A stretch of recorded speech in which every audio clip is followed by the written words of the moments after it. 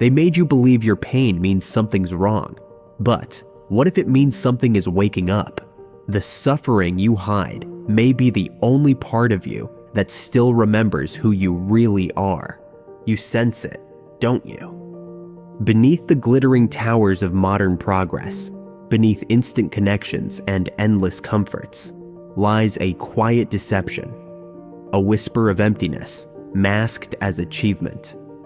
Society sold you freedom in the shape of golden chains, promised stars, but gave you shadows, endless noise instead of genuine contact. Yet, what if this emptiness is no flaw, no failure, but a calling? Carl Jung declared, suffering is not your weakness, but the flame calling you home. Your anxiety, your silent ache, holds an urgent message. Life waits beyond illusion, hidden in the courage to confront your deepest shadows. Right now, you standing at the threshold of a truth, powerful enough to remake your existence. The question is not if you will step forward, but if you're ready to face what awaits in the dark. So we begin, not with light, but with the recognition of its absence. A civilization adorned with neon halos and algorithmic prophets promised us paradise through screens and schedules. Yet in the dead of night, when noise dies and breath steadies, something ancient stirs beneath the silence. A question buried beneath layers of performance. Is this all there is? You feel it in the weight of your mornings, in the dull ache behind achievement, in the way every pleasure dissolves before it satisfies. This is not weakness, it is the spark, the soul buried beneath deadlines and dopamine, striking against the stone of your routine. Jung knew this fire. He called it the beginning of return, the first ember of individuation. Not a breakdown, but a breakthrough.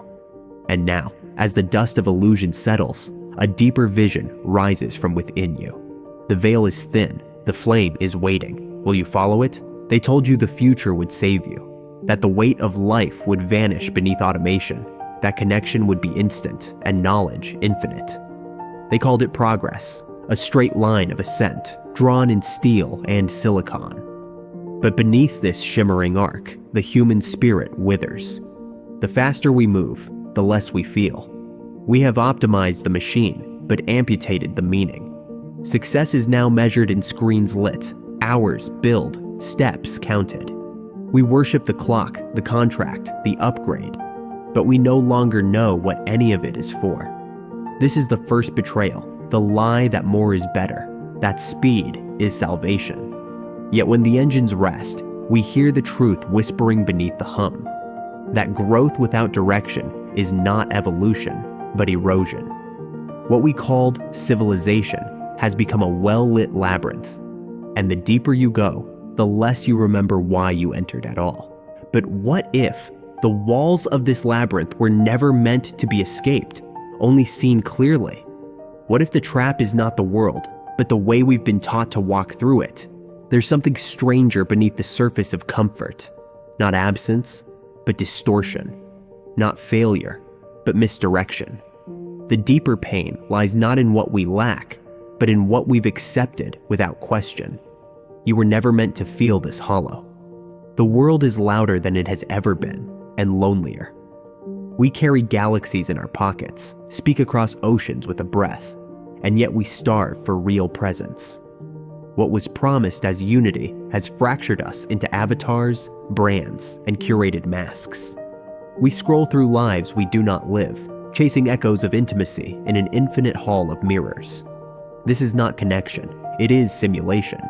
And like a fire made of holograms, it offers no warmth. Jung warned of this, that when the soul is replaced by persona, we forget how to be. The cost of constant exposure is depth. The cost of performance is silence. And so we drift, not because we are alone, but because we've forgotten how to be with ourselves and one another. In a world where every voice shouts, the sacred act is to listen. So we listen, to the ache that never sleeps, to the silence that no notification can fill. Beneath the illusion of connection lies a wound too deep for words, and deeper still, a signal, a summons. What if your suffering isn't noise to be silenced, but a message encoded in pain? What if the emptiness is not a void, but a doorway? Pain is not the enemy, it is the prophet.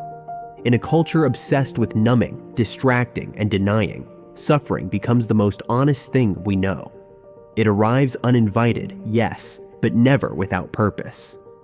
Carl Jung saw what few dared to admit, that our afflictions are not flaws to be corrected, but signals from the soul itself.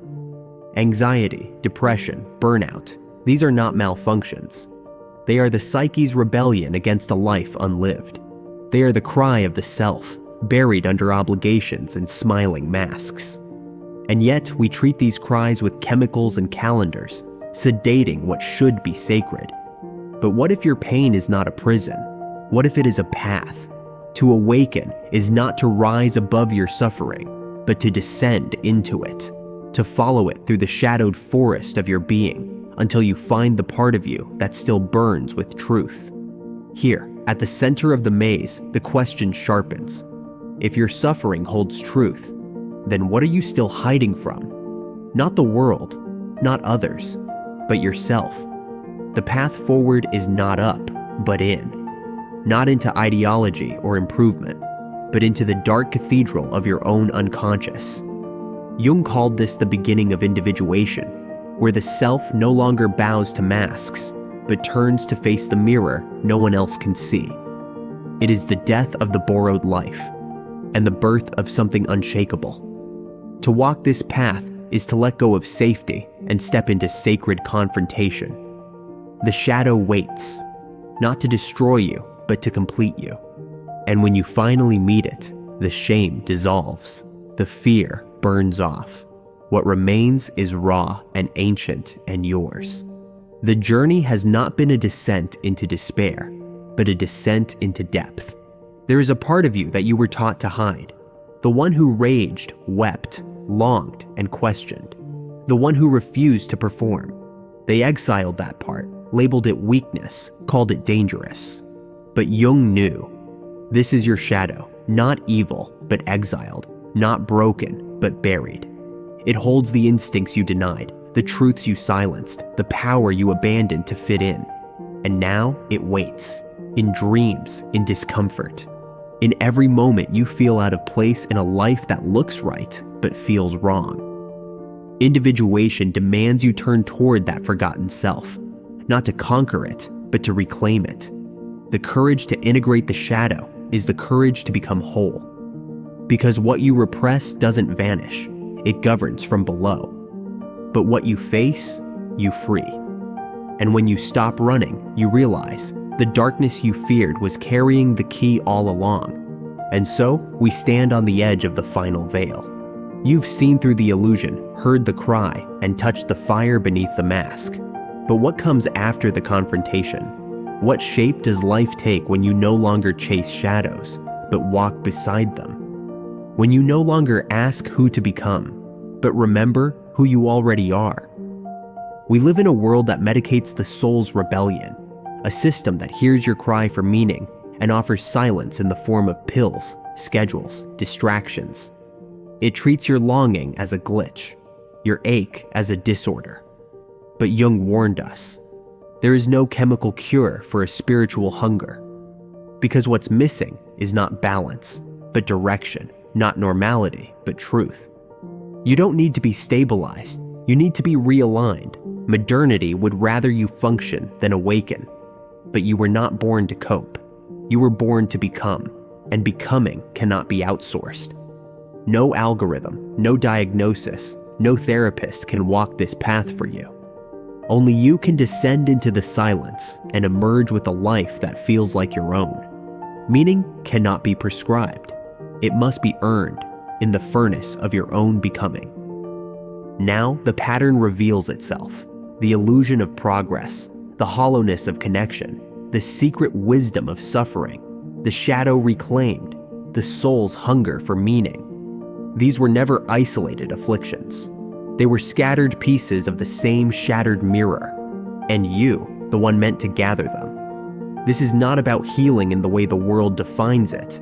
It's about remembering, realignment, reforging your existence around a center that cannot be sold, scaled, or silenced. Individuation is not a concept, it is a crucible. It breaks what was false to free what is eternal. When you cease performing, numbing, obeying, when you dare to live from the raw core of who you are, then and only then does the labyrinth reveal its secret. It was never a prison, it was a rite of passage, and you were never lost, only waiting to return to yourself. So now the final silence asks, what will you do with this knowing? You've seen through the veil, you've felt the fire, you've heard the soul's call, but awakening is not an answer, it's a choice.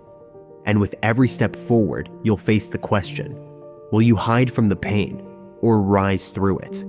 You asked what comes after the knowing, what follows the fire that stripped the lies and left you bare. And here is the answer, a threshold, not of escape, but of return. To live awake is not to flee the world, but to re-enter it with different eyes. What awaits beyond the veil is not safety, but sovereignty. No longer a puppet of progress, you now walk with the weight of your own soul, and that changes everything. So go now, through the smoke and ruin, through the noise and neon. Carry the flame, let it burn falsehood to ash and carve truth into the bones of your days. Walk like one who has seen the architecture of illusion collapse and still stood tall in its dust. Let the world keep spinning its mirrors. The fallen king have stepped outside the game, and above you now, the stars do not shine. They answer. The great deception is over. The return to self has begun.